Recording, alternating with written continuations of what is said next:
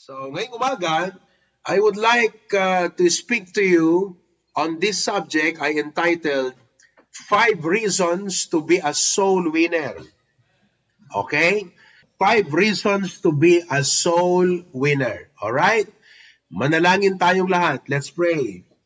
Heavenly Father, we come to you with thanksgiving and praise. Salamat po, Panginoong Diyos, sa aming kaligtasan.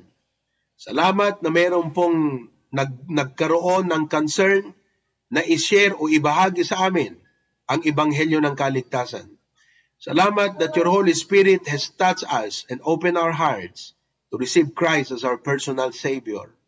And now, thank you for the opportunity that in return, we could be able to share this wonderful and blessed message to our friends, to our relatives, and loved ones here and far. I pray that each and every one of us, Lord, ay ma-revive, na maging soul winner, na magkaroon ng burden to share the gospel to our folks. Bless as I share and teach the message today. In Jesus' name, amen. Okay. Para sa mga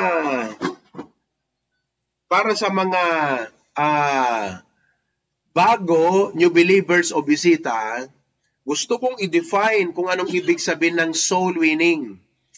Okay? What is soul winning? Dahil alam mo, pag ikaw ay HBBC member, ibig sabihin, soul winner ka. Okay? Hindi mo kailangang maging pastor para maging soul winner. Kailangan mo lang na ikaw ay saved. Okay? In John chapter 4, makita natin mga kapatid yung kwento ng isang Samaritan woman.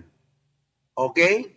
Na kung saan ay nakilala niya si Kristo, and after knowing Jesus Christ, sa kanyang galak, because of her joy, immediately she went to the city and pinablicize mga kapatid, ang ating Panginoon Jesucristo, so that because of her testimony and her persuasive message, the whole of the city came over to listen to the Lord Jesus Christ. Grabe. Just one woman, that the Lord Jesus Christ have touched and blessed. The whole of the city came together to listen to the Lord Jesus Christ. Ganun ho ang kalooban ng Diyos sa bawat isa sa atin. We who have experienced the wonderful grace of salvation should go and tell others about the good news of salvation that Christ had given to us. Now, what is soul winning? Para sa mga baguhan at sa ating mga bisita, ano ang ibig sabihin ng soul winning? This is soul winning, okay? You place the definition. Alright? Is soul winning, kat isuti pa nang irugi, apan nakisarsarita, iti may sa atao asaan nga naisalakan. So, ang soul winning ay nagsisimula sa tinatawag na conversation. Marunong po ba tayong magsimula ng conversation? Dapat, pag ikaw ay Kristiyano, you should be a friend to everyone. Be friendly sa lahat ng tao. Kahapon po ay pumunta kami doon sa may mall na malayo. Ang tawag ay City Gate Outlet. Okay? Doon po ay outlet, bilihan ng mga murang bilihin. Hindi naman mura yung mga product doon kasi mga Nike, mga Adidas, di ba? Mga North Face, South Face, East Face, mga ganon. At mga medyo may klase na brand. Pero dahil outlet, mas mura. At may mga discount pa. May ganon. Alam mo ang Hong Kong, mga kapatid. Kaya binabalik-balikan ng mga turista dito because of 2 reasons. Number 1, attraction. And number 2, shopping center of Asia ito. Sabi ko nga, kung ikaw ay mayaman at gusto mong mag-shopping sa Manila, taga-probinsya ka, mag-Hong Kong ka na lang. Kasi yung masave mo sa mga bibilin mo dito sa Hong Kong, pwede nang pambayad ng round-trip ticket mo yan. Ganon kamura ang mga bilihin dito. Di ba? Bumili nga si Pastor Dennis ng sapatos niya eh. Di ba? 7,500 dyan sa Pilipinas. 3,000 lang dito sa Hong Kong. Biruin mo yan. Ano ba yung binili mo? Tatum? Tatum na sapatos, mga kapatid, pang basketball. Ha? Bumili na rin ako. Bumili rin si Pastor Bear. May mga nag-order rin sa amin, kaya sa family camp, isang team kami, pare-pareho kami ng sapatos, mga kapatid. Diba? Mura. So, pumunta kami doon sa Citygate Outlet. Ngayon, kumain kami sa McDonald's. Tapos, doon sa upuan, doon sa kinainan namin, may mga Pilipino. Nag-uusap sila. At hindi lang Pilipino, Ilocano sila, mga kapatid. Nag-uusap. Sabi ko, taga-ano kayo, J. Pilipinas, ma'am? Kunat. Ilocano eh. Sabi nila, taga-Cagayan. Kunana. Sabi ko, saan po kayo sa Cagayan? Sabi nila, sa Sanchez Mira. Uy, sabi ko, pambihira. Sanchez Mira kayo. Pastors kami. May church kami sa Claveria. Ayun, nakipagkilala ho kami. Sila po pala ay mga kilalang tao sa Sanchez Mira. 12 sila na nagbakasyon. Ayan, Ayan, pinag-pray ko bago sila umalis. I had no chance to share to them the gospel dahil patapos na silang kumain noon at nagmamadaling umalis. May-ari sila ng isang negosyo doon sa Sanchez Mira. Tapos, abogado yung anak. Doktor din yata yung kapatid na nakabase doon sa San Fernando, La Union. So, nakipagkilala, nakipag-usap, nakipagkaibigan. Ibig sabihin, it opened the door na one day ay pwede naming bisitahin sila doon sa Sanchez Mira para ma-share ang gospel. Diba? Tapos nung paalis, Pastor, alis na kami. Oli kayo, mag-pray muna tayo. Mag-pray ako, mga kapatid.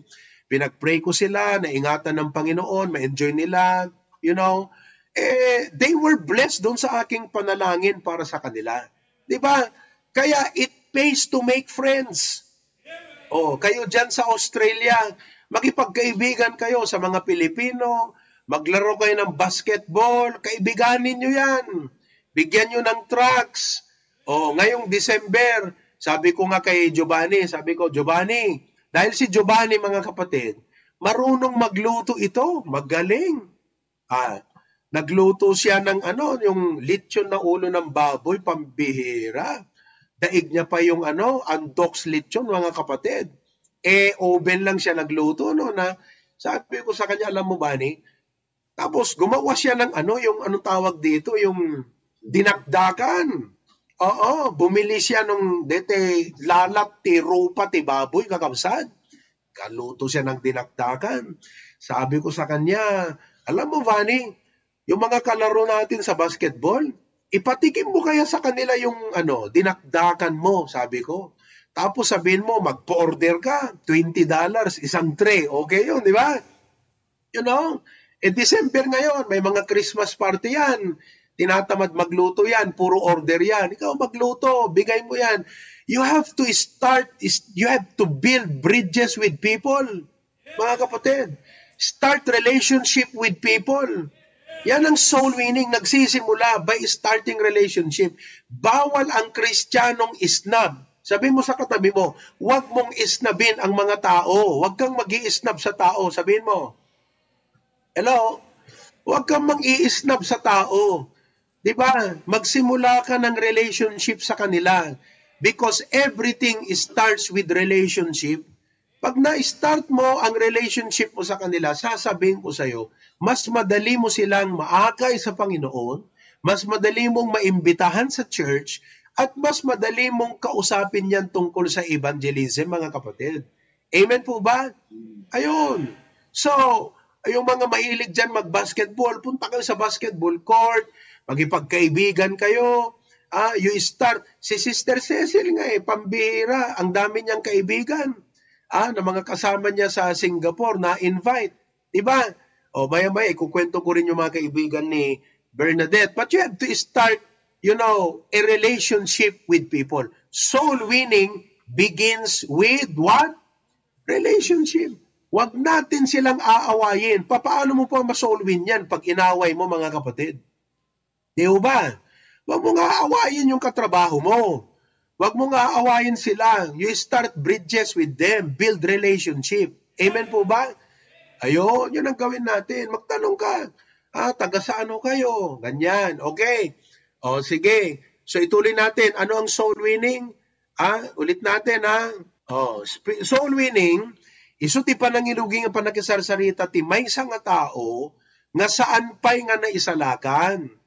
Panangiburay ti plano ti panakaisalakan. So, pag nasimulan mo na yung relationship, sisimulan mo na ngayon na ipasok, mga kapatid, yung gospel sa kanya. Kausapin mo siya tungkol sa kaligtasan. Yan po ang ating pakay. Yan yung ating goal. Kausapin siya tungkol sa kaligtasan mula sa Biblia. Tapno agbabawi, ken maawatan na no kasano nga awaten na ni Apo Jesus. Amang isalakan, ket madaan ti biyag nga na nayon. Ibig sabihin, i-persuade mo siya. Oo. I-persuade, hindi lang i-present yung gospel, kundi i-persuade mo siya na tumanggap. Amen po ba? Kasi pag present mo yung gospel, kailangan i-persuade mo. Diba? Hindi lang yung, alam mo, ito si Kristo namatay sa krus para iligtas tayo. Presentation yon. Dapat i-persuade mo. Sabi mo sa kanya, tanggapin mo na si Kristo. Hindi mo alam kung buhay ka pa bukas. Life is very short. Wala tayong madadala pag namatay tayo. Busy tayo, trabaho ng trabaho, ipon ng pera para may bahay, may pambayad sa bills. Pero pag namatay tayo, may iwan yung katawan na pinakain, katawan na binilhan ng damit, katawan na pinatayuan ng bahay, may iwan ang katawan na yan. Ang mahalaga lamang kung saan tutungo yung ating kaluluwa. Kung hindi ka ligtas, walang kwenta yung pera mo, walang kwenta yung hinanap mong pera dito sa abroad o doon sa trabaho mo. There is a heaven to gain and a hell to shun. Dapat persuasive ka. So soul winning starts with the relationship, and it goes with presenting the gospel, and it ends by persuading them to receive Jesus Christ as their personal Savior. Ngayon, kung hindi ka pa marunong mag-present, syempre hindi mo kayang i-persuade. Kasi nga, paano mo i-persuade? Hindi mo pa alam i-present, di ba? Pero magsimula ka na sa relationship. Yun. Amen po ba? Magsimula ka na sa relationship, makipagkaibigan ka na, mag-collect ka na ng mga circle of friends mo, at you start praying about it and say, God, help me to show some seed of kindness to them para unti-unti ko silang maakay sa Panginoon. Kagaya niyan, sa Australia, di ba? Sinong nag-akay? Pakita mo ngayong Australia. Ngayon, pakita mo. Pakita mo diyang Australia. Okay? Sino ang nag-akay kay Toto? Sige nga, sino bang nag-invite kay Toto dyan? Taas nga ng kamay. Toto, sinong nag-invite sa'yo? Si Aldrich. Di ba? Tignan nyo si Aldrich, in-invite niya si Toto. Ngayon, itong si Toto, in-invite niya yung katabi niya. Nalimutan ko na yung pangalan mo, Brad. Doon sa left niya, yan. Taas mo nga yung kamay mo, Brad. Taas mo yung kamay mo. In-invite niya yan. Di ba? Ganyan lang yun eh. Nung time na yun, siguro hindi pa magaling mag-soul winning si Aldrich. Si Toto, hindi niya rin mag-soul winning. Pero sabi niya, Lika, punta ka doon. Gwapo yung pastor doon. Hindi, joke lang Lika, Brad, mabibless ka doon kasi na-bless ako sa preaching ni pastor, timely. Nakatulong sa akin, makakatulong din sa'yo. Ayun, nag-imbita. Ganun lang mga kapatid. Nagsisimula ang soul winning sa tinatawag na relationship. Biruin nyo, kung lahat kayo dyan sa Australia, each one bring one. Pabira, pagpunta ko dyan sa anniversary, wala na tayong lalagyan ng tao dyan. Maglalagay tayo ng tao doon sa kitchen, maglalagay tayo ng TV monitor doon, di ba? Magugulat na yung ating gobyerno dyan, sisitayin na tayo, di ba? Ganun lang yon. Okay? Ganyan po ang soul winning. Amen? Ngayon, sa umagang ito, gusto kong ibahagi sa inyo ang message, bakit dapat maging soul winner tayo? Okay? Kitak man pela, di bakaran, no sinot at dadjay kakabsat, baka nung naglala daw kay man, di da bakaran. Pakita mo nga yung yung ating sanctuary dyan. Teka. Oh, mingmingan kay man amin, di da kakabsat. Wow, pambira. Marami rin kayo dyan, ha? Amen. Okay. O, jayantamen. Praise the Lord. Ado tinala daw. Okay, wala pa yung iba. Sige. Anyway, sulat nyo ha. Ito ang topic natin. 5 reasons to be a soul winner. 5 reasons to be a soul winner. Okay?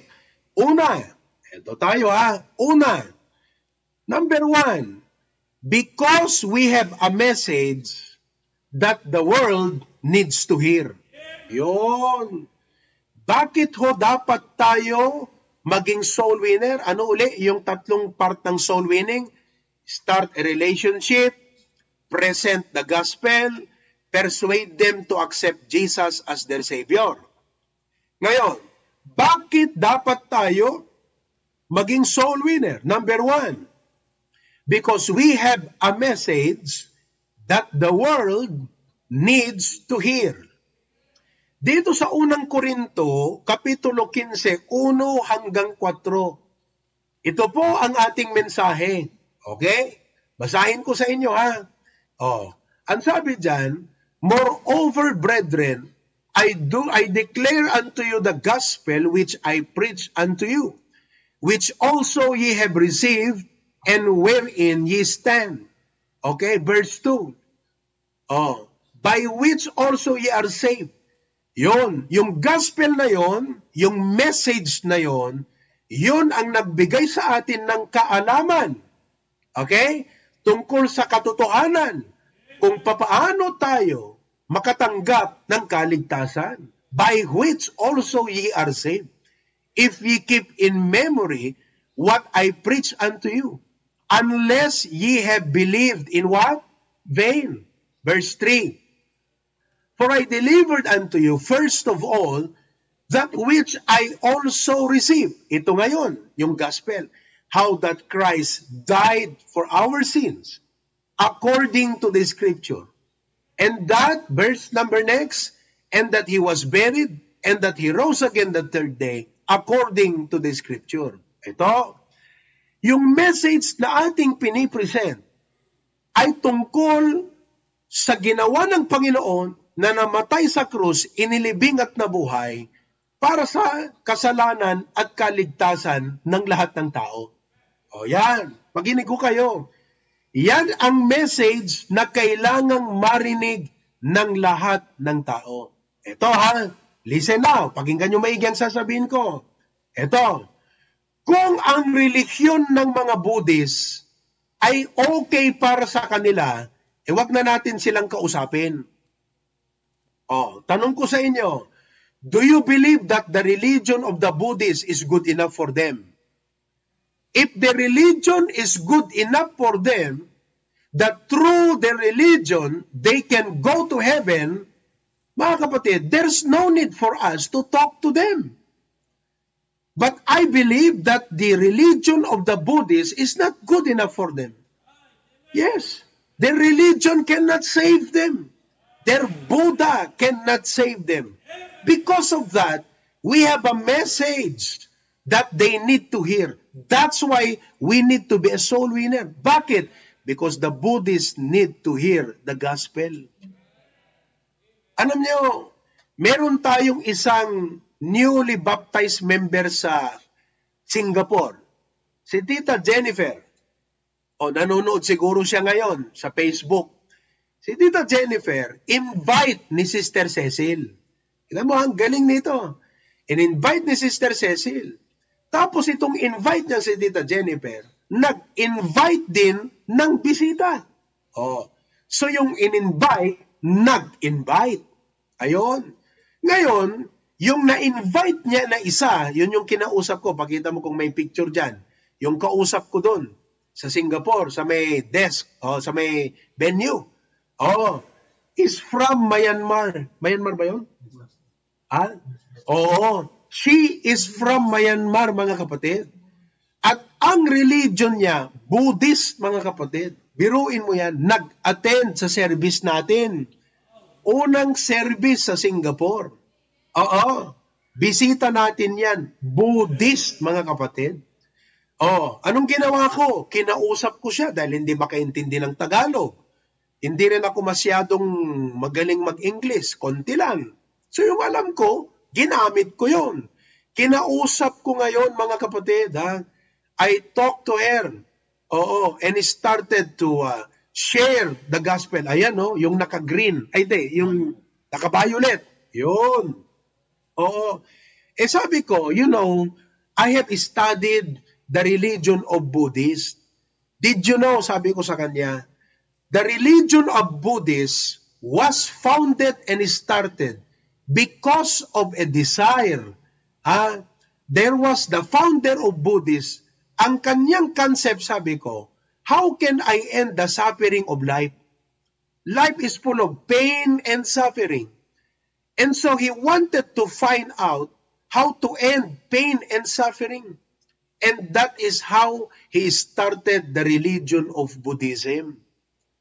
Yan mga kapatid. Kaya mga Buddhist, yan yung mga nag-yoga. Diba? Umaalis yan sa mga tao because nakita nila that by relationship with people, you suffer because people are imperfect. So get away from people. Get away from job. Kaya yung mga Buddhist, yan yung mga nag-yoga. Kaya kung ikaw nag-yoga ka, ang ibig sabihin nun, naniniwala ka sa concept ng mga Budista, mga kapatid. Ngayon, kung naniniwala tayo na okay yung relihiyon at turo ng mga Budista, di wag na natin silang isolwin, wag na natin silang kausapin. But the religion is not good enough. It cannot save them. We have the message that saves. That's why we need to soul win the Buddhist people. Are you with me? Ito pa. If the wealth of the rich people is good enough for them, then let us just be silent. Kung yung mga mayayaman, yung mga prominente sa mga lugar natin, yung mga kilalang tao, matataas na tao, kilalang mga pangalan sa ating mga munisipalidad, sa ating mga probinsya, if their wealth is good enough for them, don't talk to them about Jesus. Diba? Kasi okay naman na pala sila sa pera nila Okay naman na pala sila sa kanilang kayamanan Masaya na pala sila dun Maliligtas na pala sila sa kanilang pera So kung okay na pala sa kanila yung kayamanan, di wag na tayong mag-usap pa, wag na natin silang kausapin. Let's just be silent. Pero naniniwala ba kayo that the wealth of the rich people is good enough for them? No. Their wealth cannot save them. Number 2, their wealth cannot give them the satisfaction that they need. Money can buy a lot of things except joy and peace and satisfaction. Money can buy you an expensive bed, but it cannot buy you a good sleep. Money can buy you a very expensive food. Ang sasarap ng mga pagkain sa Singapore, yung laksa. Ang sasarap ng mga pagkain dito sa Hong Kong. But money cannot buy you appetite.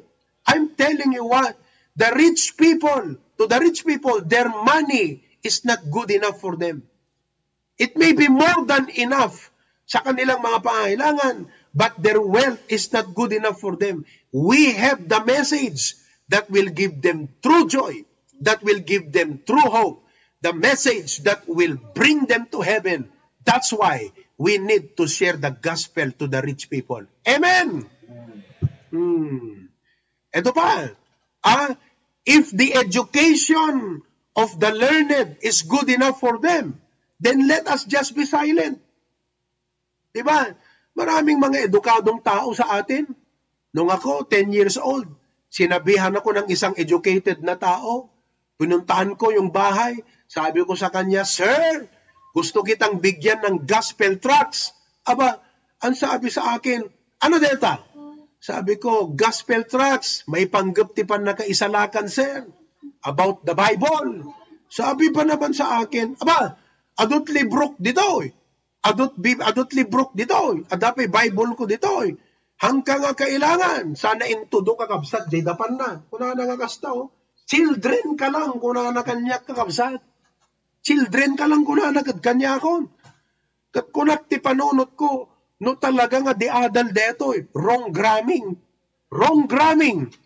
may saak, singular, children kuna na kanyak, sabi ko sa kaisip-isip ko, edukado to, pero wrong gramming itong taong ito. Diba? Wala akong pakialam kahit abogado yan. Their education is not good enough for them.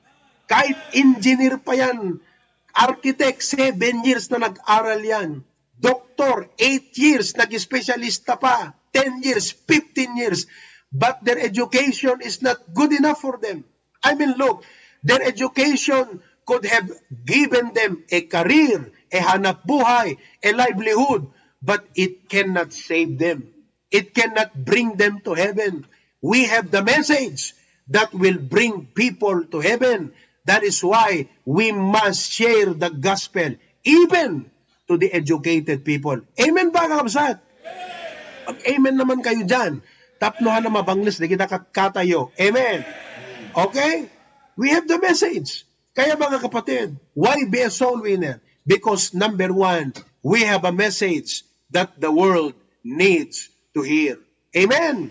Okay? Number 2, why be a soul winner? Because number 2, it is the Lord's mandate.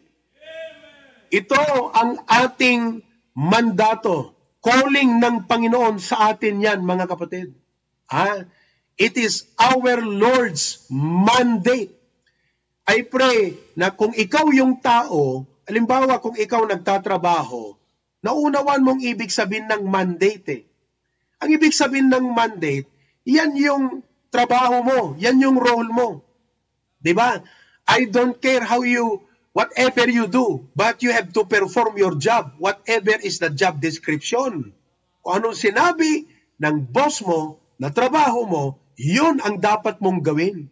Kaya mga kapatid, ang ating Panginoon, yan ang sinabi niya na dapat nating gawin. Anong sabi ng Matthew 28:19 and 20? Ang sabi dito, Go ye, therefore, and teach all nations. Ano yung first word? Everybody say with me the first word. Go. Sinabi ba yan, go to church? Alam nyo, maraming mga Kristiyano, church goer. Hindi ka lang dapat church goer. Maganda ang Kristiyano na going to church lagi. Kadakay dita bakara. Praise God. Kanayon kay nga makigimong. Ngamahan kay lang dapat kanayon nga makigimong. Hindi ka lang dapat church goer. Dapat you are a goer after souls. Go ye, Jesus said. Hello? Tuwang-tuwa ka. Nakapag-church ako ngayon, na-fulfill ko yung duty ko. Tama. Pero anong mandate ng Panginoon sa'yo? Pumunta ka. Ibahagi mo ang ebanghelyo sa mga tao. Yan ang mandate mo. Diba? Yung iba sa atin, pag naka-attend ng church, pag uwi, parang feeling mo. Yung pambira, nakapagpa-attendance ako sa Panginoon. Tapos pag naka-attend ka ng prayer meeting, feeling mo, may utang ang Panginoon sa'yo. Diba? Parang ang laki-laki ng nagawa mo. Na pambira, Lord, nag-attend ako nung Sunday sa church, nag-prayer meeting pa ako ngayon, may utang ka sa akin, 2 beses. Mga kapatid, wala pa yan. Talagang given at obligasyon ng Kristiyano mag-attend sa church. Diba? Kumbaga, kailangan mo ba, yung sarili mo, pag kumakain ka, sasabihin mo ba, kumain ka ngayon, Hindi. Automatic yan eh. Para sa tao, ang pagkain automatic yan. Kaya kung ikaw, member ka, Christian ka, automatic na mag-attend ka ng church. Pero ito ang sabi ng Panginoon, Go ye therefore and teach. Kaya hindi ka lang dapat satisfied na church goer or a Christian who only go to church. You must be a Christian who will go after souls. Mag-reach out ka sa tao. Yan ang ibig sabihin. Ang ibig sabihin ni Jesus Christ na, go ye and teach all nations, ang ibig niyang sabihin, mag-reach out ka sa tao. I-reach out mo yung mga kaibigan mo. I-reach out mo yung mga kasama mo sa trabaho. Amen po ba? Oh, si Bernadette, praise the Lord.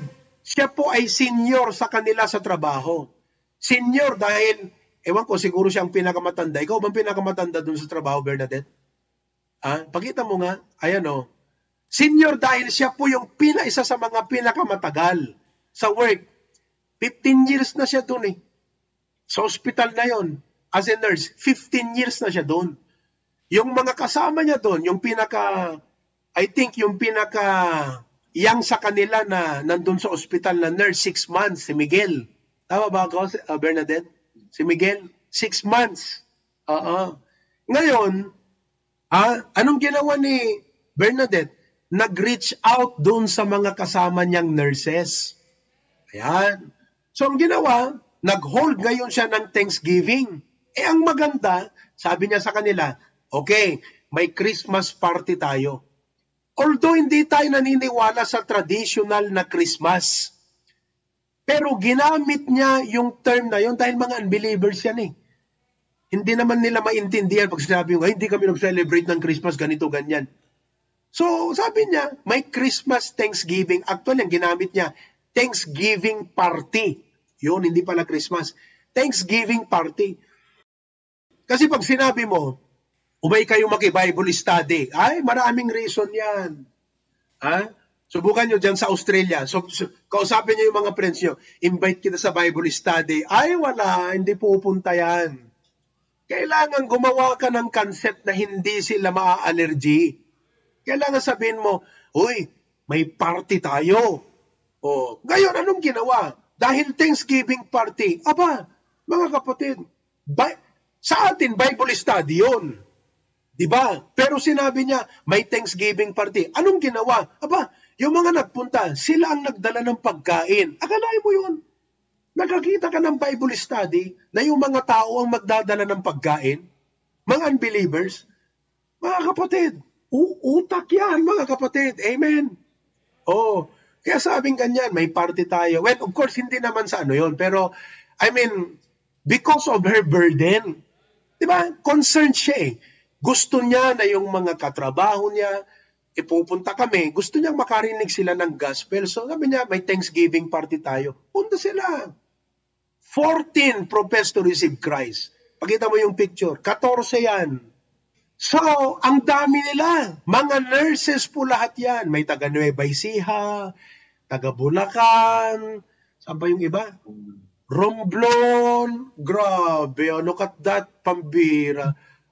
Bible study yan, mga kapatid.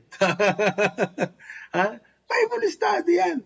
So, talaga dapat tayo mga Kristiyano, seryoso tayo sa mandate ng Panginoon. Mag-reach out kasi tayo. Paano? Mga kapatid, we are only concerned of our own problems. Sabi ni Kristo, seek ye first the kingdom of God, and all these things shall be added unto you.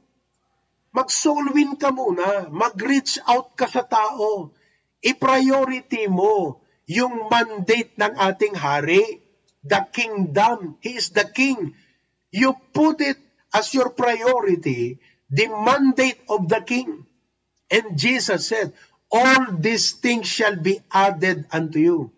Di ba mga kapatid? You see, so we have to take Christ's mandate seriously. Amen. Praise the Lord.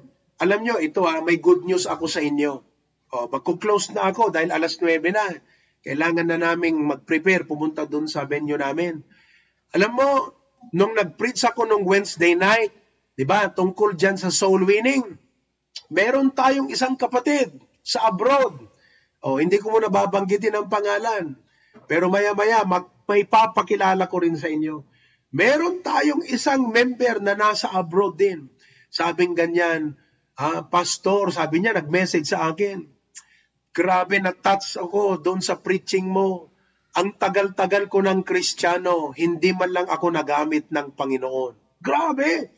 Anong ginawa ko? Tinawagan ko agad yung kapatid na yon. At nung sumagot, umiiyak siya. Sabi niya, Pastor, 18 years na akong Kristiyano, hindi man lang ako nagamit ng Panginoon. Kaya napakabigat ang aking loob, napakabigat ang aking puso. Paano kaya ako magamit ng Panginoon? Sabi ng kapatid na to. Sabi ko sa kanya, Brad, magsimula ka ng makipagkaibigan, mag-soul winning ka na dyan, at isang araw, pupuntahan ka namin dyan. Magsisimula tayo ng HBBC outreach dyan. Sabi niya sa akin, I will take your word, Pastor. Marami akong mga kaibigan dito. Sisimulan ko silang i-soul win. Praise the Lord. Kita nyo mga kapatid, hindi lang puro hanap buhay ang ating iniisip. The Lord did not only call us to pay our bills. God is so gracious. He will meet your need to help you pay your bills and even to buy even what you want, not only your needs, but first of all, unahin natin ang kaharian ng ating Diyos. Let us reach out to souls. Amen. Mag-reach out na tayo sa ating mga kaibigan. Ngayon, itong mga members natin dito sa Hong Kong, lilimayan sila, pero nag-reach out sa mga kaibigan. May mga nag-invite dyan, may mga invite sila na hindi pupunta. Pero may mga invite sila na pupunta. Out of 10, baka may 3 pupunta. Out of 15 na in-invite, baka may 2 pupunta. Okay lang yan. Masaya na kami doon. Kung may 10 kaming bisita ngayon, masaya na kami doon. Pero sana mas marami pa ang bibigyan ng Panginoon. Amen. To God be the glory. Kaya mga kapatid, let us be soul winners. Sa umagang ito, isipin mo, sino ang pwede kong i-reach out? Diba? Sino kaya ang pwede kong imbitahan sa linggo? Paano kaya makapag-start ako ng relationship? Why not ngayong December? Magluto ako ng masarap na puto at kutsinta. Pupuntahan ko yung aking kumare. Sabi ko, Kumare, Happy Thanksgiving! Ramanan nyo, deti linutok nga puto kan kutsinta. Diba? Ganon. Magluto ka ng macaroni. Diba? Sabihin mo, kumpadre, ramanan mo't deti linutok nga macaroni. Bigyan mo ng gospel tracts. But let us now start to reach out to our friends. Amen ba? Will you take the challenge? Sabi mo nga sa katabi mo, let's take the challenge. Amen? Okay, manalangin tayo. Dakilang Diyos, salamat po sa umagang ito. Thank you for giving us the challenge of soul winning. Totoo, Lord, if the religion of the Buddhists is good enough for them, then there is no need for us to go and reach out to them. If the religion of the Muslim, if the religion of the people around us is good enough for them, then there is no need for us to go and reach out to them. But we believe we have the message of the truth. We have the gospel that brings them hope and joy and peace. And that's why we need to go and reach out to them. We need to reach out to people because of the mandate of Jesus Christ. Lord, you have commanded us to go, not only to go to church, but to go after souls. Kaya tulungan mong bautisa sa amin to begin relationship with their friends and with their loved ones. Reach out to them, bring them to church, and Lord, help us to win the world. There is so much to do, but so little time. Bless our service here in Hong Kong this morning. We give you glory, honor, and praise in Jesus' name. Everyone say, Amen and amen.